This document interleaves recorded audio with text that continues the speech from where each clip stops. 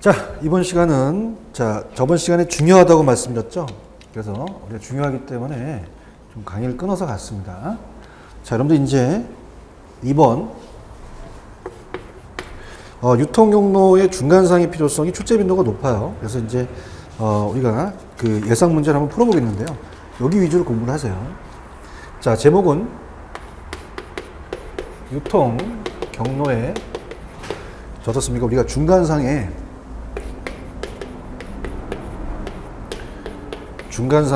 필요성입니다. 제가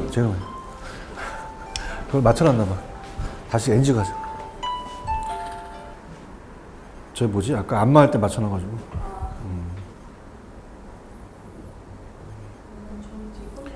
예, 알겠습니다.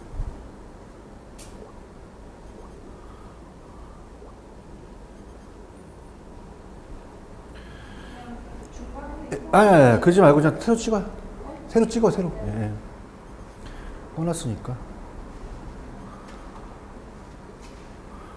별로 안 되니까 새로. 네.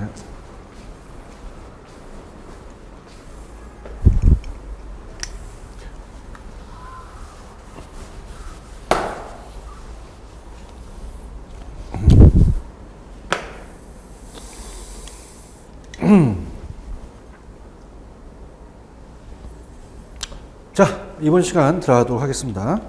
유통경로의 중간상의 필요성으로 들어갈게요. 저번에 이제 이쪽 파트를 좀 끊었던 이유는 여기가 출제 빈도가 높아요, 여러분들. 그래서 여기를 좀 별표를 쳐놓으시고요. 중요 부분이니까 꼭 체크를 하시기 바랍니다. 자, 제목은 이제 유통경로입니다. 유통. 자, 경로 중간상이죠. 중간상의 필요성이 이제 시험 문제가 좀 나오는데요. 우리가 이제 전체적으로 본다면 지금 네 가지가 있죠. 이 네 가지를 가지고 시험 문제 출제가 될 수가 있다는 얘기예요. 그래서 이제 우리가 이제 유통경로상의 중간상이 개입되면 상품의 가격은 높아지지만 이는 중간상에 창출되는 효용에 의해서 또 상쇄가 된다. 뭐 이런 얘기가 있죠. 첫 번째 보시면 자. 먼저 나와 있는 게 총 거래수입니다. 자, 총 거래수. 자, 거래수의 최소의 원칙. 자, 가볼게요. 자, 이거는 어떤 거냐면요. 우리가 이 중간상이 없이 그냥 가자는 얘기예요. 그러니까 예를 들어서 생산자가 있고요. 그 다음에 자, 생산자 좀 줄여보자는 거죠, 거래수를. 그래서 이제 도매상이 있고 소매상, 그 다음에 최종 소비자가 있다. 그러면요, 자, 우리가 이제 농산물 같은 경우는 농산물이 만약에 뭐 배추가 한 포기에 500원이다 라고 하면요, 우리가 이제 만약에 중간상을 거치지 않고 다이렉트로 가게 되면 뭐 어떻습니까? 뭐 2,000원이다. 뭐 이렇게 받는다는 얘기죠, 그죠? 바로 중간상 없이. 자, 그러면 이렇게 되는 자체는 이제 될 수 있다는 그 원리인데요. 자, 여기는 이제 유통경로에서 중간상이 없다면 생산자와 소비자가 직접 거래되어야 하므로 거래수가 많아지지만 중간상이 개입하면 거래수가 감소하므로 거래 비용도 이제 감소한다는 얘기입니다. 자, 예컨대 3명의 생산자와 4명의 소비자가 있는 경우 중간상이 없다면 총 거래수는 12번이라는 얘기죠. 자, 이렇게 갑니다. 자, 생산자가 3명이고요. 그 다음에 최종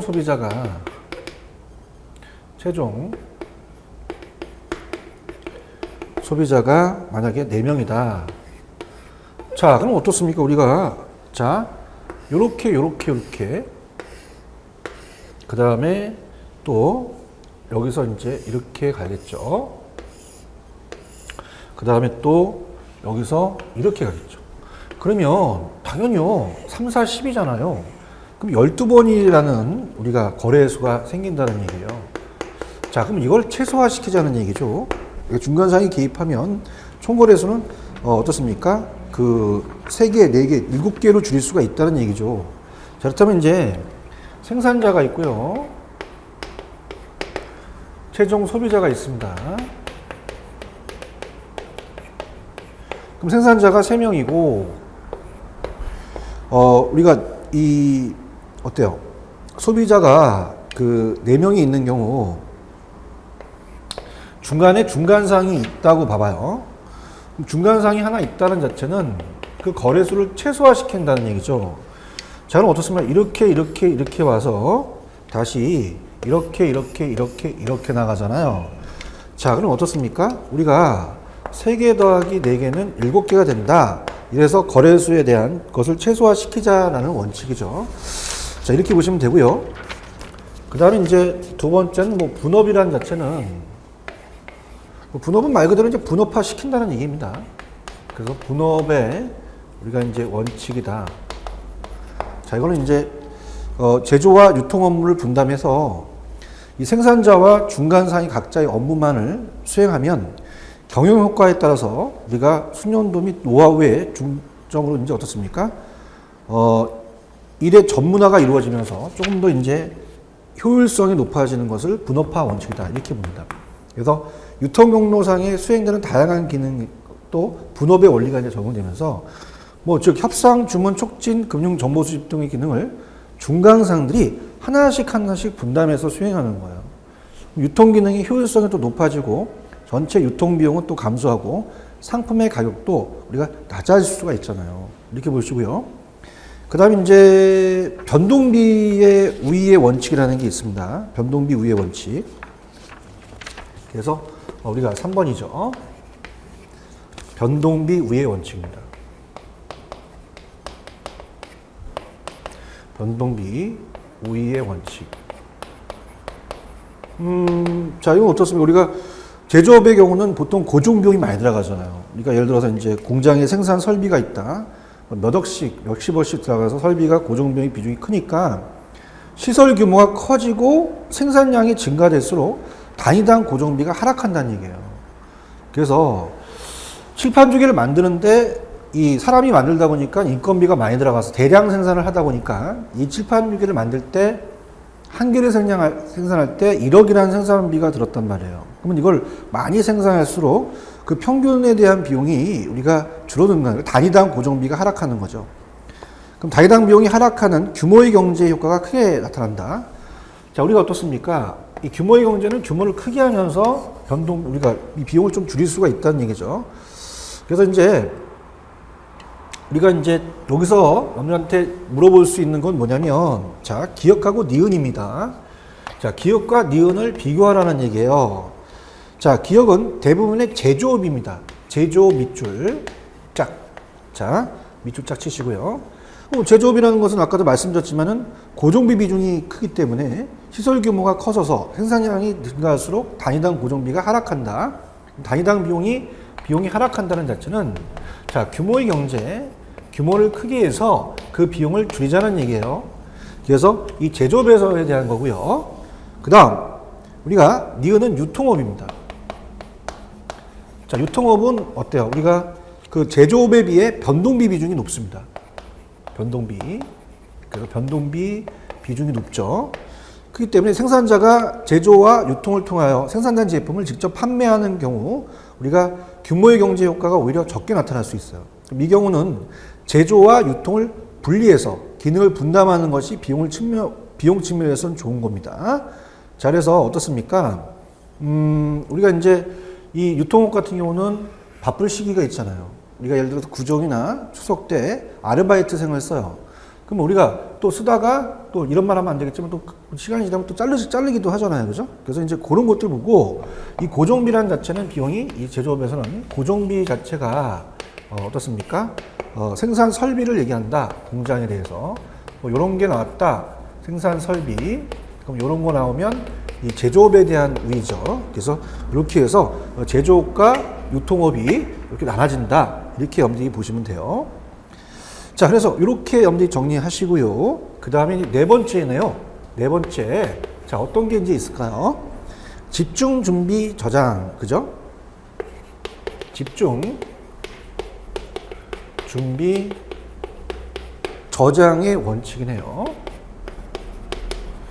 자, 어떻습니까? 우리가 이제 집중 저장의 원칙은 그 중간상이 존재함으로써 사회 전체가 원활한 소비를 위해 저장해야 할 제품의 총량을 줄일 수 있다. 그러니까 이런 얘기입니다. 우리가 농산물을 어느 해에는 배추가 넘쳐나요. 풍년이 되고 또 감자가 또 너무 풍년이 돼서 너무 많이 남아돈다는 얘기죠.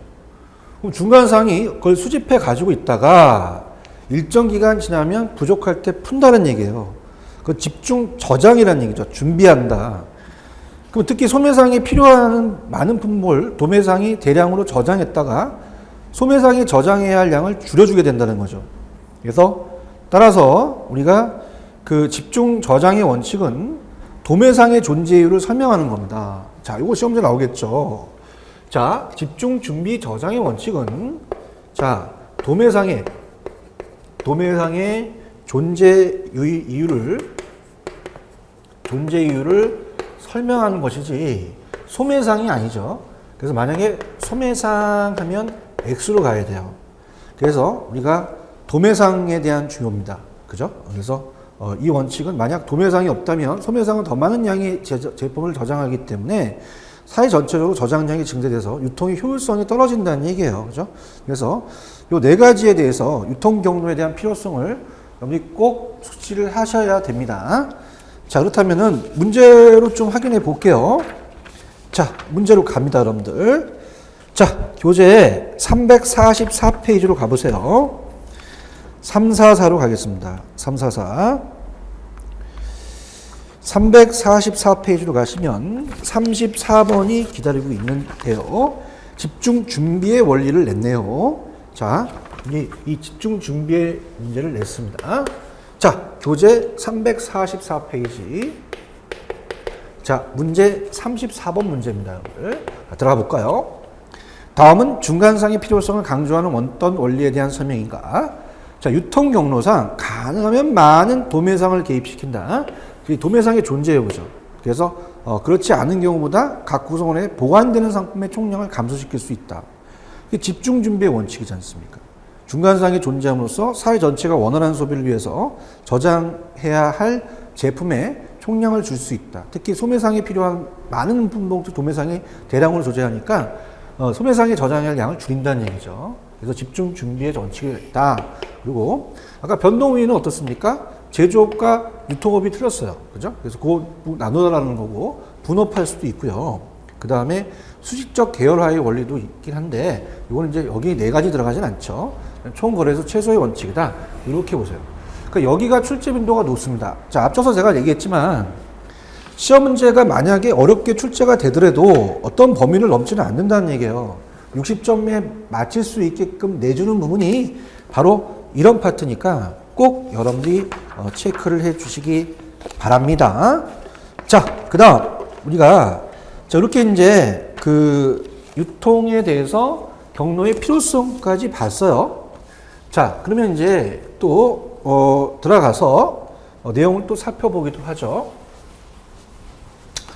다음은 이제 우리가 35페이지 가시면 제목이 뭐라고 되어 있냐면 이제 유통 용로의 유용성입니다. 유용성. 유용성이라는 단어, 어떤 효용과 이제 유용성이라는 단어와 이제 똑같은 얘기인데요. 자, 이제 1번을 보시면 이걸 유통 경로의 효용, 그죠? 효용 및 기능이라고 해놨죠. 효용 및 기능이라고 해놨습니다. 자, 그럼 어떻습니까? 우리가 이 경로로서 창출하는 게 효용인데요. 어떤 기능을 하고 있는지를 봐야죠. 그래서 동그라미 1번은 조금 체크를 해 보십시오. 기출이 한번 나온 적이 있었습니다. 그래서 우리가 오지선다니까 아닌 거 낼 수가 있어요. 그래서 자, 우리가 기억번 보시면 시간적인 효용입니다. 시간적인 효용. 어떤 효용이 있느냐? 어때요? 이 편의점 같은 경우는 어떻습니까? 우리가 제가 이제 새벽 2시에 추출해요. 아, 배고파. 그래서 나가서 그 어떻습니까? 그 자체적으로 언제든지 원하는 시간에 자기가 어떨까요? 시간의 상품과 서비스를 제공함으로써 소비자의 욕구를 충족시키는 또 효용을 할 수가 있다는 얘기예요. 그래서 이 유통용로가 시간적 효용이 있다는 얘기입니다.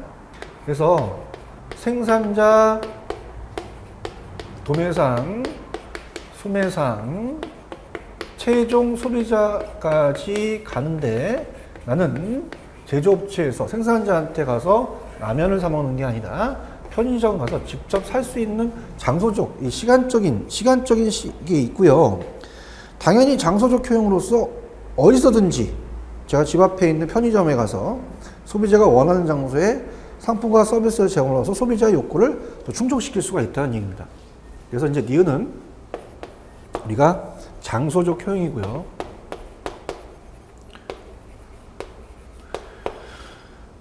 그 다음에 디귿번은 이제 소유적 효용입니다.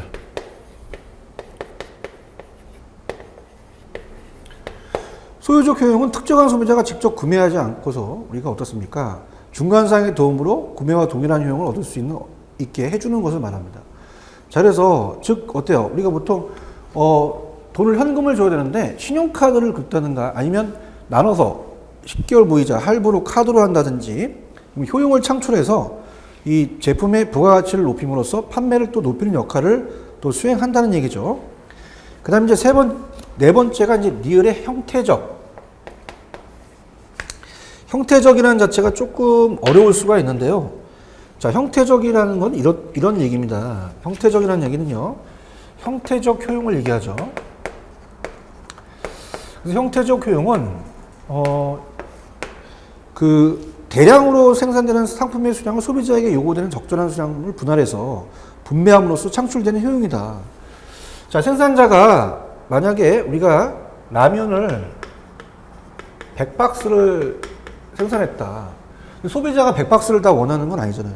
그래서 이 도매상한테 여기에 10박스만 보내고 여기와 관련된 소매상은 한 박스를 가지고 판매를 한다. 그럼 나는 라면 한 봉지를 원하는데 다 원하지는 않는 거잖아요. 뭐 그런 것들을 얘기를 해요. 그죠? 그래서 기출이 됐었는데 여기 아닌 거가 나왔었어요. 그래서 제가 처음으로 이제 여러분한테 암기 기법을 가르칩니다. 제가 다른 강의에서는요, 보통 이게 편법이라고 얘기를 하죠. 근데 이제 어차피 저도 EBS 강의를 했는데 이런 용어를 쓰면 안 되는데 야매라는 얘기를 하잖아요. 그래서 이 공영방송이나 TV방송에는 야매라는 얘기를 안 합니다. 야매는 뭐냐면 우리가 어때요? 이론적인 게 아니라 좀 편법으로 가자는 거죠. 자, 이런 것들은 어떻게 보시면 돼요? 시장 소형. 시장은 큰 게 아니라 작은 게 좋다. 내가 빨리빨리 가서 우리가 사 먹어야겠다. 그러면 내가 원할 때 장소적인 게 또 있고 소유적이 있고 난 한 무지만 원한다. 그러면은 시장이 작은 데서 사 먹겠다. 이런 것들이잖아요. 그래서 그렇게 한번 암기하시면 될 것 같아요. 그래서 시장 소형 이렇게. 그래서 이 자격증 시험 문제는 오지선다 같은 경우도 우리가 이런 암기 기법을 하시게 되면 굉장히 염전히 또 효용이 또 있어요. 그래서 시장 효용, 시장 소형 이렇게 암기하시고요. 그 다음에 두 번째는 자, 이제 효용을 봤으니까 기능을 봐야죠. 유통용로의 기능입니다. 유통용로의 기능. 자, 그래서 첫 번째 보시면은 우리가 교환 과정의 촉진이라는 게 있어요. 교환 과정의 촉진. 자, 어떻습니까? 중간상의 개입으로 교환 과정을 보다 단순화시킬 수 있잖아요. 그죠? 서로 이게 교환하는. 보다 많은 거래를 효율적으로 또 이뤄낼 수가 있고요. 그 다음에 니은. 제품이라는 것을 프로덕트에 대한 구색. 이 제품 구색에 불일치를 좀 완화합니다. 자, 불일치를 완화해서 어때요? 제품의 불일치를 완화시켜서 소비자가 필요할 건 갖춰야 된다는 거죠. 치약이 있으면 칫솔도 있어야 되고, 그죠? 치약이 있는데 칫솔이 없어요. 그죠? 그럼 다른 데 가서 칫솔 사라는 겁니까? 그렇진 않죠. 그래서 제품 구색의 불일치를 완화시키자. 그래서 제조업자는 소수의 제품 라인을 대량 생산하고 소비자는 소수이다. 다양한 제품을 구매하기 때문에 그 양자의 욕구의 차이에서 발생하는 제품 구색과 생산 구매량의 불일치를 유통용로가 완화시켜준다는 얘기고요. 또 우리가 디귿번에 보시면 약간 제목이 긴데요. 이것도 우리가 소비자와 제조업자의 연결. 그죠? 뭐 제조업자의 연결을 시킨다. 자, 이렇게 연결을 시키는 거 아닙니까? 그래서 제조업자들은 중간상을 이용하면 적은 비용으로 더 많은 잠재 고객에 도달할 수 있으며 소비자들의 탐색 비용도 절약할 수가 있다. 뭐 이런 경로 기능도 있고요. 그 다음에 이제 고객 서비스입니다. 고객 서비스. 그래서 고객 서비스 제공이라는 거죠. 고객 서비스 제공. 그래서 이제 이 유통용로의 기능은 어때요? 그 유통용로는 제조업자를 대신하여 소비자에게 애프터 서비스의 제공과 제품의 배달, 설치, 사용 방법의 교육 등의 서비스를 제공한다. 자, 이제 어떻습니까? 우리가 뭐 여러 가지 조립품이라든지 책상도 조립을 하게 됩니다. 자, 이런 것들을 이제 배달을 설치해 준다든가 사용 방법을 또 교육을 시킨다든가 뭐 이런 것들이 이제 좀 중요하겠죠. 그래서 예전에 한번 시험 문제 나왔는데 제조업자하고 소비자를 바꿔서 나온 적이 있었어요. 그럼 어떻습니까? 유통용로는 소비자를 대신해서 제조업자에게 애프터 서비스다? 말이 안 맞죠. 그러니까 쉽게 출제됐던 거예요. 제조업자를 대신해서 소비자에게 애프터 서비스를 제공하죠. 이렇게 보시고요. 자, 우리는 항상 모든 시장이 다 정보 제공들을 다 해요. 그래서 우리가 그 미음번에 보시면 정보 제공 기능을 한다. 자, 우리가 나가면 시장에서 정보를 얻지 않습니까? 그래서 유통기관, 특히 소매업은 유형적인 상품의 판매 기능뿐만 아니라 소비자에게 상품 정보, 그 다음에 유행 정보를 제공할 수가 있다는 얘기예요. 자, 그럼 우리가 오지선다니까 여기서 아닌 거, 기능이 아닌 거 낼 수 있단 말이에요. 그러면요, 이렇게 생각해 보시죠, 여러분들. 편법입니다. 야매인데, 내가 시장은 소형이다. 내가 빨리빨리 라면 먹고 싶다. 그러면 빨리 우리가 편의점 갖고 생산자까지 가갖고 내가 사먹는 거 아닙니다. 그래서 내가 원할 때 장소에서 2시에 내가 소유적 효용으로서 내가 그걸 가지고 또 형태적으로서 어떻습니까? 그 자체를 이제 우리가 따진다는 거죠.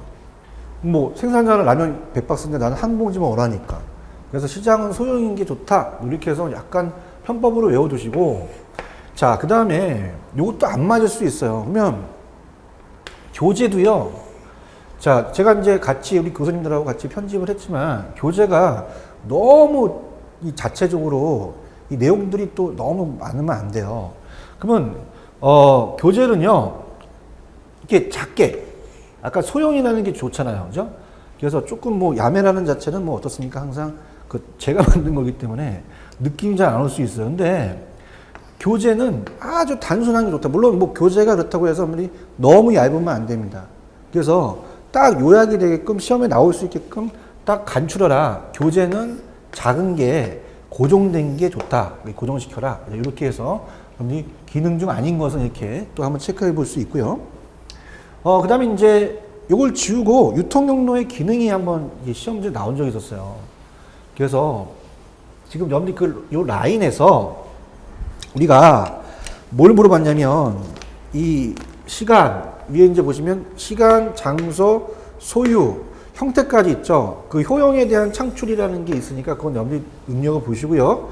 자, 지금 우리가 볼 게 이렇게, 그 다음에 이렇게에 대한 이 시장의 유통용로의 기능이 있다라는 겁니다. 자, 그래서 우리가 시험 문제 나온다면 여기하고 그 다음에 여기가 비교해서 나올 가능성이 커요. 자, 보십시다, 여러분들. 자, 우리가 보통은 이다 아니다 라는 것은 어떻습니까? 비교를 하는 거잖아요. 그래서 중간에 나온다는 자체는 그냥 여러분 체크만 하시고, 제가 이거 그냥 읽고요. 얘만 위주로 좀 가볼게요. 자, 그래서 자, 이것도 편법으로 가겠습니다. 자, 도매상이 생산자한테 그 재고 좀 있으면 좀 주시죠. 그래서 재고 주시지 이렇게 한번 외워보세요. 그럼 어떻습니까? 재라는 것은 재고 보관입니다. 그죠? 여기서부터 재고를 보관하고요. 그 다음에 고객 서비스의 대행이죠. 대행이고, 그 다음에 어떻습니까? 재고 주시지.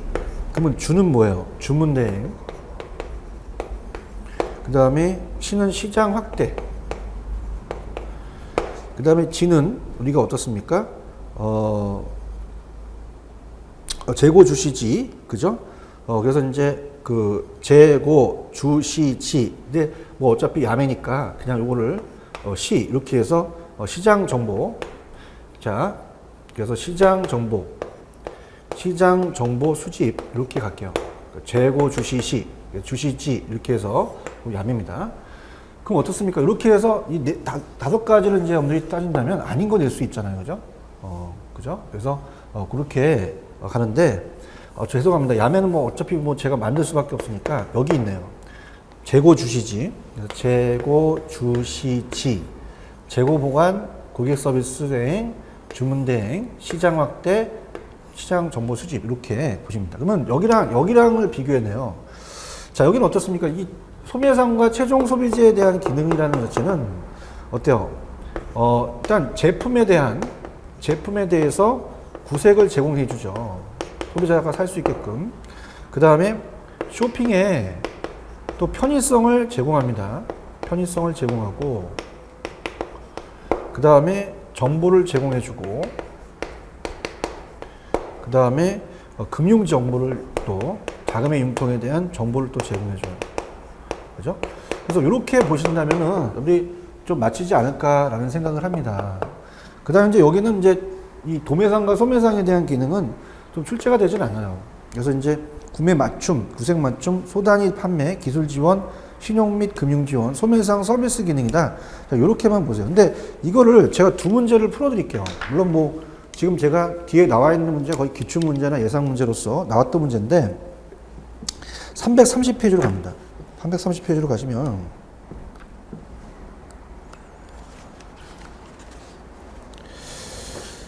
자, 330으로 가시면, 자, 갑시다.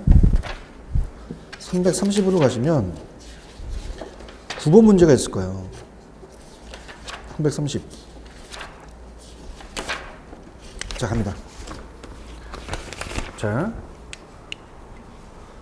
330페이지 09번 문제입니다. 갈게요. 다음 중 성격이 하나 다른 것은 이렇게 돼 있죠. 자, 지금 뭐 요거는 제가 암기하지 마시고, 자, 여기랑 이제 바꿔서 낼 수 있다잖아요. 자, 일단은 여기 편법으로 가기 전에 5번을 보시면 5번은 제품 구색 제공은 소매업자랑 최종 소비자에 대한 기능이에요, 경로가. 근데 제가 아까 좀 말이 안 맞을 수 있지만 재고 좀 있으면 주시지. 자, 제 있나요? 재고 보관 있죠. 자, 고가 없네요. 고객 서비스 센터. 자, 주문 대행 있네요. 1번. 자, 시장 확대 있고요. 시장 정보 수집, 주시지 이렇게 있잖아요. 자, 이렇게 해서 암기를 해야 된다는 겁니다. 자, 여러분들 어떻습니까? 수많은 제가 공무원도 강의를 해보고 이 객관식 문제를 강의해보면 자체적으로 암기 기법이 굉장히 중요해요. 그래서 이제 아까 시장은 소용이 좋다. 그죠? 그래서 교재는 작은 것으로 고정시키자. 자, 그 다음에 자, 재고 좀 있으면 주시지, 재고 주시지 이렇게. 근데 여기는 어떻습니까? 재고 주시지라는 걸 소매상한테 말할 수는 없는 거잖아요. 그죠? 그래서 이제 보통 재고라는 자체는 여기서와 여기서 연결이니까 그렇게 보시고, 제품 구색 같은 거는 이렇게 된다. 일단은 여기 편법을 가기 전에, 야매를 가기 전에 일단 이해를 하신 다음에 비교하시기 바랍니다. 자, 이거는 여기 나오기가 좀 그래요. 왜냐면 얘와 얘를 바꿔낼 가능성이 있거든요. 얘와 얘를 바꿔낸다는 건 굉장히 좀 어렵습니다. 그래서 그렇게 보시고요. 그러면 제가 한 문제부터 보여드릴게요. 자, 갑니다. 여러분들이 교재를 가시면 지금 예습을 합니다. 쭉 가시면 우리 책에 다시 한번 여러분들이 소매업의 기능으로 가볼게요. 자, 그래서 우리가 지금 요 그림이 40페이지에 또 나와 있어요. 40페이지 가시면 소매업의 기능이라고 되어 있습니다. 그죠? 소매업에 대한 기능, 그래서 여기 최종 소비자와 소매업에 대해서 소매업자와 도매상 이렇게 해서 요게 또 요거 하나에 이제 우리가 요게 연결이 되겠죠. 그죠? 그래서 이제 여기가 이제 중간상이라고 한다면 이쪽 라인이 이제 여기와 관련된 거고 소비자는 여기와 관련된 거예요. 그럼 어떻습니까? 여기도 제조업자와 관련되는 것은 어떻게 돼요? 바로 다이렉트로 가니까 제조업자라고 하니까 일로 가겠죠. 그죠? 그럼 어떻게 돼? 재고 주시지. 그래서 재고 주시지. 그죠? 이렇게 체크가 되잖아요. 그래서 이 자체적으로 이제 여기 정보 제공 기능이 하나 나오는데 좀 어떻습니까? 아까 시장 정보 수집이라고 나올 수도 있잖아요. 그죠? 그래서 그게 좀 안 맞는데 그래도 어느 정도 여러분들이 맞힐 수 있을 거란 말이에요. 자, 그러면 요거 다시 한번 확인해 봅니다. 자, 그럼 교재 가서 우리가 333페이지로 가볼게요. 333으로 가게 되면 또 문제가 기다리고 있어요. 자, 우리가 333으로 가시면 문제 15번입니다, 여러분들. 15번. 자, 그만큼 잘 나온다는 얘기니까 다시 냈겠죠. 333에 15번에 소매상 소비자에게 제공하는 기장과 가장 거리가 먼 것은, 자, 이 소매상과 관련된 건 이런 내용들이 있어야 되는데, 자, 지금 소매상은 소비자한테 시장 확대, 재고 유지, 주문 처리, 재고 좀 주시지. 자, 어떻습니까? 시장 확대, 재고 유지, 주문 처리는요, 이 기능은 소매상이 제조업자에게 제공하는 기능이에요. 소매상이 소비자한테 제공하는 기능이 아니잖아요. 그죠? 그래서 이거는 이 소매상이 어떻습니까? 제조업자에게 제공하는 기능이기 때문에 이게 들어가야 된다는 거죠. 아, 여러분들이 두 가지 문제를 꼭 체크를 하셔야 됩니다. 그죠? 어떤지, 물론 표현이 이 마지막에 시장 정보 수집, 주시치, 요게 시장 정보 제공 기능이라고 나올 수도 있어요. 그죠? 물론 단어 자체가 나오기는 좀 이 자체에 대해서 또 다르게 나올 수 있지만, 자, 이걸 갖고 우리가 여러분들 어떻습니까? 내용 자체를 좀 정리를 하셔야죠. 그러니까 이쪽 중간성하고 연결되는 것은 재고를 보관하는 역할과 고객 서비스를 대행하는 겁니다. 주문을 대행해 줄 수 있고 시장 확대됐고요. 더 많아지니까 정보를 수집한 거죠. 근데 여기서는 이제 어떻습니까? 소매상과의 관계니까 제품을 구색해서 팔고요. 쇼핑센터의 쇼핑의 편의성을 제공해 주고 정보를 제공해 준다는 거죠. 그죠? 그래서 이렇게 금융정보 제공, 뭐 이런 것들이 이제 됩니다. 그래서 요거는 이제 그냥 정보인데 이건 시장 정보잖아요. 시장 정보의 전체적인 거잖아요. 그죠? 또 좀 거시적이니까 좀 세부적으로 간다. 이렇게 좀 정리하시면 됩니다. 그러니까 이런 것들에서 이제 시험 문제가 나올 가능성이 좀 높아요. 그래서 우리 이렇게 비교하시면 아주 편법, 그죠? 야매라고 하죠. 뭐 그런 것들은 여기 우리가 하시기 바랍니다. 그래서 제가 이제 유통 쪽은 편법을 좀 안 만드는 시기인데 어떻습니까? 이제 좀 문제가 좀 약간 어려워지고 우리가 외울 것도 많고 그러니까 뭐 이런 것들은 전반적으로 좀 제가 가끔가다 해드리도록 할게요.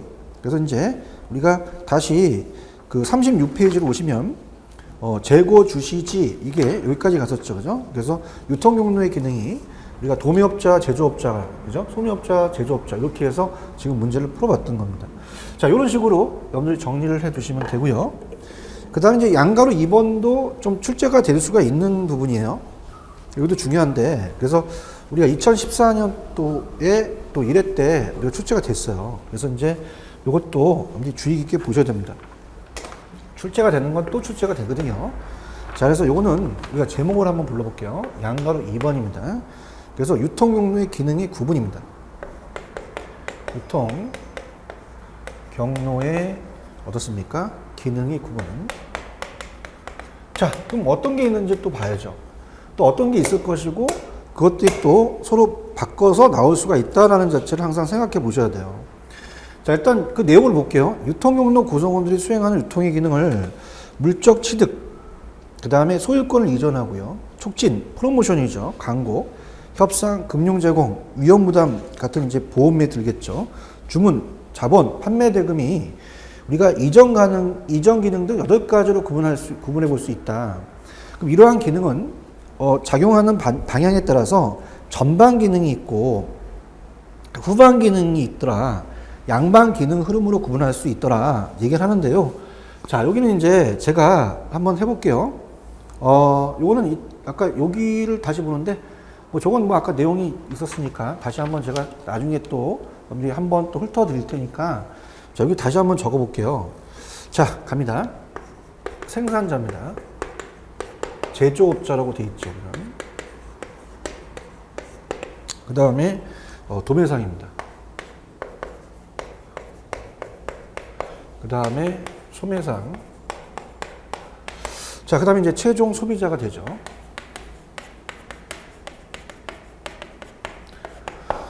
자, 그러면 우리가 전방 기능이냐, 후방 기능이냐, 양방 기능이냐, 뭐 이런 게 있어요. 그래서 이제 전방 기능은 이쪽에서 이쪽으로 오는 게 전방입니다. 그래서 이걸 전방 기능이라고 하고요. 자, 이런 경우는 어떻습니까? 이따 책을 다시 보겠지만, 우리가, 상품이 넘어가고 소유권이 이전이 되죠. 그러면서 이제 우리가 또 어떻습니까? 그 외상 같은 걸 할 수 있죠. 그래서 이제 바로바로 이제 되니까 직결되니까 촉진 같은 이런 것들은 이제 또 우리가 들어가겠죠. 그래서 이제 거기 보시면 전방 기능의 흐름은 생산자로부터 최종 소비자의 방향으로 이전되는 물리적인 상품과 소유권 등의 흐름을 말한다. 이 촉진이라는 자체는 이제 프로모션 광고도 최종 소비자를 대상으로 하는 전방 기능의 흐름에 포함된다. 이렇게 보시고요. 그 다음에 이제 역으로 이렇게 가는 게 후방 기능입니다. 후방 기능. 그래서 후방 기능은 우리가 그 생산자를 보고 다시 또 주문이나 또 결제를 할 수가 있잖아요. 그죠? 그래서 이렇게 가는 거. 자, 그래서 이제 어떻습니까? 우리가 그 후방은 주문이나 판매 대금의 결제와 같이 최종 소비자에서부터 소매상, 도매상, 생산자로 이렇게 흐르는 것이다. 이렇게 되어 있어요. 그러면서 이제 양방 기능이라는 게 나오죠. 양방 기능이라는 자체는 뭐냐면, 자, 어떻습니까? 그 양방은 이제 같은 한쪽 방향이 아니라 양방이다. 이렇게 해서 우리가 양방 기능, 전방, 후방, 양방 기능이라는 게 있다. 그럼 양방 기능은 서로 가격을 협상할 수 있습니다. 협상할 수 있고요. 그 다음에 이제 정보를 또 우리가 제공할 수도 있고, 그 다음에 보험 같은 위험 부담을 또 우리가 쌍방으로 이제 양방으로 할 수 있고요. 금융이라는 건 자금의 융통, 그래서 할부로도 결제를 할 수 있죠. 아까는 이제 외상으로 줬지만 이제 할부로 이제 바로 결제를 할 수 있는 뭐 이런 시스템이 되겠죠. 자, 그래서 위험 부담이다. 자, 어떻습니까? 그 생산자가 이제 수박을 100통을 생산했다. 그러면 중간에 도매 소매상이 있잖아요. 그래서 이제 최소 이 원하는 사람은 이제 한 통만 원하기 때문에 그 위험 부담을 좀 나눠서 주는 거죠. 이렇게 보시고, 자, 정보 같은 것도 어때요? 우리 정보가 뭐 스마트폰 같은 경우는 이제 뭐 애플 뭐 넘버에 따라서 이제 뭐가 나온다 이런 소비자들이 정보를 먼저 취득하잖아요. 그죠? 그러면서 이제 양방에 대한 기능을 한다. 뭐 이런 것들을 이제 보실 수 있어요. 그래서 양방 기능은 어때요? 양방 기능 흐름은 생산자로부터 소비자의 방향으로, 동시에 소비자로부터 생산자의 방향으로 이루어지는 걸 말합니다. 그래서 자, 우리가 시험 문제에 협상, 그 다음에 협상, 그 다음에 금융, 2번, 3번, 위험부담, 뭐 이런 게 나왔었는데, 위험부담, 4번 이제 정보가 나올 수 있죠. 위험부담이 시험 문제 나왔어요. 그래서 위험부담은 여기는 양방 기능에 우리가 들어간다는 얘기죠. 그래서 위험부담이 또 한번 기준이 나왔었기 때문에 여러분들 한번 체크를 해보셔야 됩니다. 그래서 최소화시키기 위해서 우리가 100통을 바로 이제 소비자한테 가면 안 되니까 중간에 소매상이 있어서 그 위험 부담을 좀 줄일 수 있는 그런 기능을 한다. 이렇게 여러분들이 체크하시면 됩니다. 자, 그러면 책에 넘기시면 이제 어떻게 돼 있어요? 여러분이 이제 넘겨보세요. 우리가 전방은 이제 물적 소유권 촉진이 이쪽으로 가고, 다시 후방은 주문과 대금 결제, 양방은 이제 협상, 금융, 위험 부담 같은 게 되겠죠. 그래서 그렇게 된다는 것을 우리가 체크를 하시기 바랍니다. 자, 그래서 또 비교해서 또 나올 수가 있으니까 그렇게 여러분들 체크를 하시고요.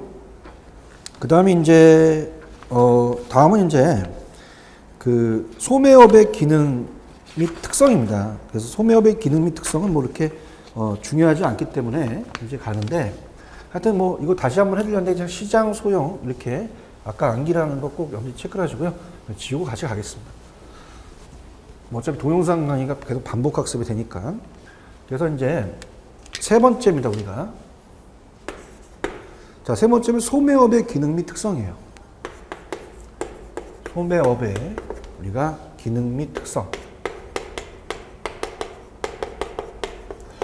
자, 소매업에 대한 중요합니다. 우리가 소매업 쪽에서, 그러니까 이쪽, 우리가 이제 최종 소비자에서 생산자로 갈수록 이 최종 소비자 쪽으로 문제가 많이 나오지 생산자 쪽으로는 좀 적게 나온다 그랬잖아요. 그럼 우리가 이 최종 소비자가 많이 나온다면 소매업이라는 자체를 물어보는 게 또 많이 나오겠죠. 그래서 자, 이걸 한번 쭉 읽어볼게요. 소매업이란 소매상이죠. 소매상이 상품과 서비스를 매입해서 필요한 가치를 부과한 후 최종 소비자한테 판매하는 일련의 비즈니스 활동이다. 자, 이러한 소매업을 수행하는 상인을 소매상이라고 얘기한다. 그래서 우리가 이제 요즘은 소매상이 할 수 있는 게 이제 AS도 하고 상품 설명하는 것도 해줘야죠. 그래서 이 소매업은 단순히 제품만을 판매하는 활동을 의미하는 것이 아니고 다양한 서비스 판매 활동을 포함합니다, 여러분들. 그래서 이 소매업의 유형이 앞쪽에서 무점포와 유점포가 있었잖아요. 그 다음에 이루어지는 활동만을 의미한 것도 아니고 유형이 아니라 인터넷, 쇼핑몰, TV, 홈쇼핑, 방문 판매, 다단계 판매처럼 카탈로그 판매, 자동 판매기처럼 무점포 판매도 소매업도 포함된다는 거 우리가 앞쪽에서 배우셨어요. 그 다음에 소매업에 대한 의의는 뭐 그냥 읽어볼게요. 소매업은 유통에서 최종 소비자와의 접점에서 우리가 어떻습니까? 최종까지 있기 때문에 무엇보다 중요한 역할을 수행한다는 거죠. 그래서 소비자의 욕구를 정확하게 파악해서 이를 이제 생산자한테 전달해서 소비자한테 욕구에 부응하는 제품을 만들어 제품 구색을 한다고 아까 말씀드렸죠. 제공하도록 하는 역할을 수행한다. 소매업은 최종 소비자들이 다양한 욕구를 충족시키기 위해서 여러 가지 형태로 우리가 진화 발전해 왔다. 전통적인 이 재래시장에서 우리가 이제 SSM이라든지 백화점, 슈퍼마켓, 편의점, 할인점, 카탈로그 킬러들이 전문 할인점, 쇼핑센터, 아울렛들이 다양한 형태로 발전해 왔다라는 얘기죠. 또한 소매업의 규모가 점점 커지면서 과거에 제조업체가 유통을 지배하던 것이 이제는 대형 소매업체들이 유통 경로의 지배력이 옮겨갔다는 얘기예요. 요건 이제 좀 중요합니다. 자, 우리가 소매업에 있어서 이 소매업에 대한 자체가 좀 우위를 이제 준다는 거죠. 그러니까 옛날에는 이제 규모가 점점 커지죠. 규모를 크면서 이게 굉장히 이제 제조업체의 어떻습니까? 유통의 지배를 받았는데 제조업체가 이제 물건이 잘 나가는 게 있어요. 무슨 우유라든지 아니면 꼭 필요한 예를 들어서 소비자들이 많이 찾는 거. 그러면 이제 너네 안 대준다? 막 이렇게 한단 말이에요. 그럼 대주지 말아라? 우리가 직접 만들겠다? 이렇게 한 게 프라이버트 그 밴드라고 우리가 프라이버트 브랜드라고 그랬잖아요. 그래서 PB라는 거 아마 기억나실 거예요. 그래서 자, 우리가 홈플러스 우유. 그죠? 그 다음에 홈플러스 제지. 그래서 이 제조업에서 만드는 게 내셔널 브랜드죠. 그래서 이제 그것보다 이 가치가 어때요? 매일 우유 특정 그 얘기는 하면 안 되는데 남양 우유, 서울 우유 이거보다 이 비중이 많다는 거예요. 그러면 그만큼 이 소매업에 대한 것이 굉장히 이제 그 지배하던 것이 이제 이 제조업체가 지배하는 것이 이 소매업 쪽으로 유통 경로의 지배력이 옮겨가고 있다는 것도 출제될 가능성이 있습니다. 그죠? 그래서 이렇게 해서 여러분들 보시고, 그 다음에 이제 양가로 2번에 보시면 소매업의 기능이라는 게 있어요. 그럼 소매업의 기능은 어떤 기능을 하느냐. 그래서 이제, 당연히 소비자를 위한 소매업 이 기능이 시험에 잘 나오겠죠. 이게 더. 그래서, 소비자를 위한 우리가 소매업의 기능, 여기에 좀 총점을 둬서 이제 공부를 해봐야겠죠. 자, 그럼 어떻게 있을까요? 넘기시면은 우리가 소비자를 위해서 소매업의 기능은 자, 앞쪽에서 봤지만 상품입니다. 상품을 구색하는 거죠. 상품을 구색해서 제공하는 기능을 잘해야 된다. 자, 그래서 소비자가 적정한 가격과 우수한 품질을 지닌 상품을 제공하기 위해서 다양한 상품 구색을 제공해서 소매상은 취급하는 상품에 우리가 구색의 폭과 깊이에 따라 여러 형태의 업태를 나눠야 된다는 얘기예요. 자, 그럼 어떻습니까? 우리가 예를 들어서 상품의 넓이가 있었잖아요. 넓이가. 그럼 넓이를 넓혀서 라면이 있고 생수가 있고 그 다음에 술이 있다. 그럼 라면도 이제 신라면이 있고 진라면이 있고, 자, 이런 것 같은 이제 깊이까지도 이제 봐야 된다는 거죠. 잘 제공해야 된다는 얘기입니다. 그 다음에 이제 상품을 우리가 좀 더 소량 분할하는 기능, 상품을 소량으로 이제 분할하는 기능을 한다. 이런 것도 보고요. 그래서 소매상은 이제 제품을 박스 단위로 벌크 형태로 생산자나 도매상으로부터 공급받아서 이 소비자가 원하는 형태의 소량으로 판매를 합니다. 이를 통해 소매상은 소비자에게 제품을 원하는 형태로 제공해서 유통용료의 비용을 또 절감시켜 주죠. 그래서 뭐 우리가 물류에서는 이제 그 어떻습니까? ACL에서 FCL로 또 ACL로 이런 또 단어가 있어요. 그래서 다시 또 배분해주는 이런 역할을 한다는 얘기죠. 그 다음에 이제 재고 보유 기능입니다. 그래서 소매상은 소비자의 수요에 신속하게 대응할 수 있도록 적정량의 재고를 또 확보하는 유지를 하는 거죠. 소매상의 재고 보유는 생산자가 도매상의 재고 분산에 도움을 줍니다. 위험을 분산시켜서 소매업체로서 배송 횟수를 줄임으로써 유통용로상의 물류 비용을 줄이는 효과가 있고요. 그 다음에 또 정보 제공하겠죠. 당연히 또 정보 제공 기능도 있더라. 그래서 우리가 나중에 이제 유통 정보에서 배우지만 소매상은 이제 매장 내 POP 광고나 판매원 서비스, 점포 디스플레이 등을 통해서 우리가 밑에 나와 있으니까 한번 읽어보세요. 그래서 소비자한테 제품 관련 정보를 우리가 또 어느 정도 어떻습니까? 제공하고 생산자 소비자한테 정보를 제공한다. 그리고 또 우리가 금융 기능이라는 게 있잖아요. 자금의 유통. 그래서 금융 기능은 소매상은 외상 판매나 할부 판매를 해줄 수 있죠. 소비자의 구매 비용 부분을 줄여서 금융 기능을 하고요. 그 다음에 이제 비유법을 보시면 각종 우리가 이 부가 서비스, 각종 부가 서비스를 또 추가적으로 해서 애프터 서비스가 중요하죠. AS입니다. 그래서 제품의 배달이라든지 설치, 사용 방법, 교육 등과 같은 서비스를 제공해서 소비자가 언제 어디든지 제품을 우리가 구매할 수 있도록 교통 생활 환경을 적합해야 된다. 그래서 이렇게 해서 이쪽 파트가 좀 중요합니다. 소비자가. 근데 이제 보시게 되면 2번은 뭐예요? 자, 2번은 보시면 이제 생산자를 위한 소매업의 기능이잖아요. 생산자를 위한 소매업의 기능. 자, 그럼 어떻게 해야 될까? 생산자보다는 소비자를 위한 게 더 중요하겠죠. 그래서 우리가 거기 나와 있는 게 이제 뭐 기업의 판매 활동을 위한 것을 제목 위주로 할게요. 판매 활동을 대신해주는 역할을 한다든가, 그 다음에 니은은 이제 소비자의 정보를 제공하는 주는 역할, 물적 유통 기능을 수행하는, 금융 기능을 수행하는 판매 촉진 기능을 하는, 그게 제목 위주로 가죠. 그래서 이제 이게 중요한 것은 우리가 생산자보다는 소비자를 위한 것이다. 이렇게 해서 봅니다. 자, 여기까지 하고 다음은 좀 시간이 또 걸릴 것 같아요. 다음이 굉장히 중요한 부분이거든요. 그래서 이건 좀 쉬었다가 들어가도록 할게요. 여러분들 좀 쉬겠습니다.